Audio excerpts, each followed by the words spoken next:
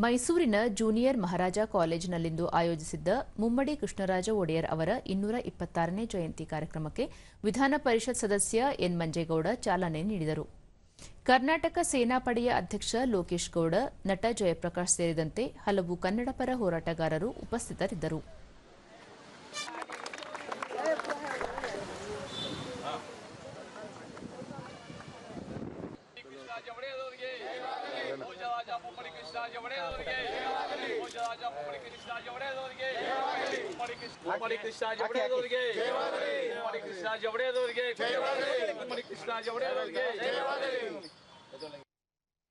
ದೂರದರ್ಶನದೊಂದಿಗೆ N Manjegowda, ರಾಜ್ಯದಲ್ಲಿ ಪ್ರಥಮ ವೈದ್ಯಕೀಯ ಮತ್ತು ಆಂಗ್ಲ ಶಾಲೆಗಳನ್ನು ತೆರೆದ ಕೀರ್ತಿ ಮುಮ್ಮಡಿ ಕೃಷ್ಣರಾಜ ಒಡೆಯರ್ ಅವರಿಗೆ ಸಲ್ಲುತ್ತದೆ.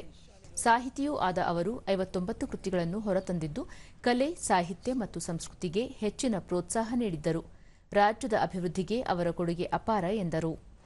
ಮೈಸೂರು ರಾಜ್ಯವನ್ನು ರಾಜ್ಯವಂಶಕ್ಕೆ ತರಬೇಕಂತಕ್ಕಂಥ ಏಕೈಕ ದೃಷ್ಟಿಯಿಂದ ಹೋರಾಡಿದಂಥ ಮಹಾನೀರಲ್ಲಿ ಇವರೊಬ್ಬರು ಗಣ್ಯರು.